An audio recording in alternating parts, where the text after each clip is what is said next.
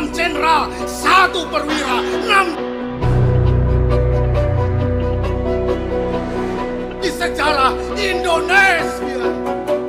G30 SPKI adalah sebuah peristiwa tragis yang terjadi pada malam 30 September hingga dini hari pada 1 Oktober 1965. G30 SPKI dilatar belakangi oleh keinginan PKI untuk menggulingkan pemerintahan Presiden Soekarno. Salah satu alasannya karena muncul ketidakharmonisan antara ideologi yang diyakini oleh PKI yaitu komunisme dan dengan ideologi yang dijalankan oleh pemerintah. PKI menginginkan ideologi Indonesia berubah dari nasionalisme menjadi komunisme.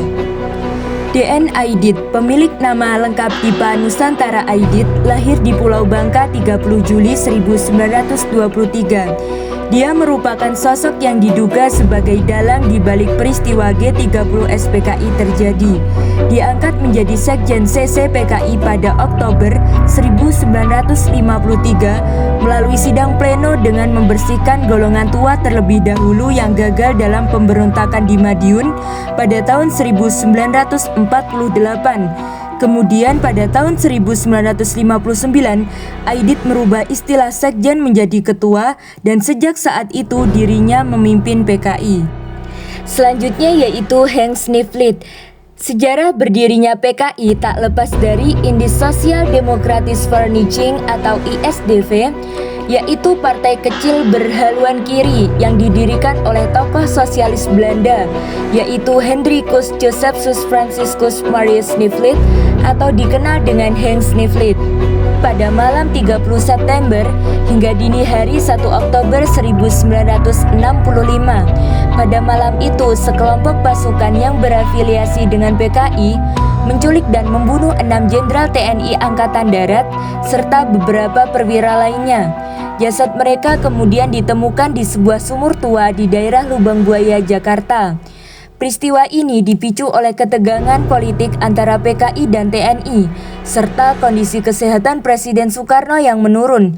PKI merasa terancam oleh potensi dominasi TNI dalam transisi kekuasaan dan berusaha mengambil alih kendali negara dengan cara kekerasan. Beberapa pahlawan Dewan Jenderal dan juga perwira tinggi yang meninggal dunia karena kekejaman para anggota G30 SPKI yaitu yang pertama adalah Lejen Ahmad Yani, yang kedua adalah Maijen R. Suprapto, yang ketiga adalah Maijen MT Haryono, yang keempat adalah Letu Pierre Andreas Tendean, yang kelima adalah Lejen S. Parman, yang keenam adalah Brigjen DJ Panjaitan, yang ketujuh adalah Brigjen Sutoyo Siswo Niharjo. 2 kali peristiwa pemberontakan yang dilakukan oleh PKI dan antek-anteknya. Adapun peristiwa pemberontakan PKI adalah yang pertama adalah terjadi di Indonesia yaitu peristiwa pemberontakan yang berpusat di Madiun, Jawa Timur pada tahun 1948. Yang kedua adalah pemberontakan PKI yang terjadi di Jakarta pada tahun 1965. Hubungan G30 SPKI dengan kesaktian Pancasila.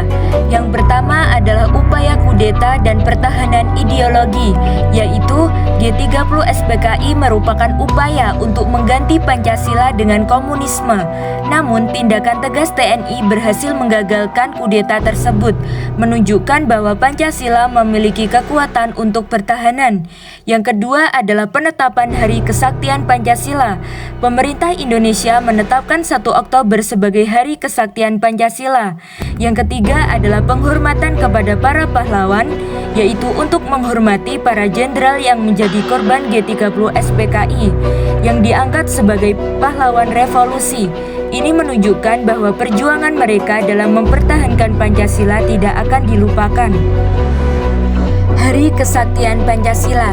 Hari Kesaktian Pancasila diperingati setiap tanggal 1 Oktober, sehari setelah peristiwa G30 SPKI terjadi.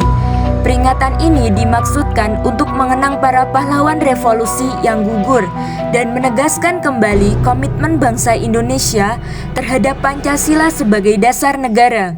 Pancasila dianggap sakti karena mampu bertahan dari berbagai ancaman, termasuk upaya kudeta oleh PKI. Monumen Pancasila Sakti di Lubang Buaya dibangun untuk mengenang peristiwa ini dan sebagai simbol ketahanan ideologi Pancasila.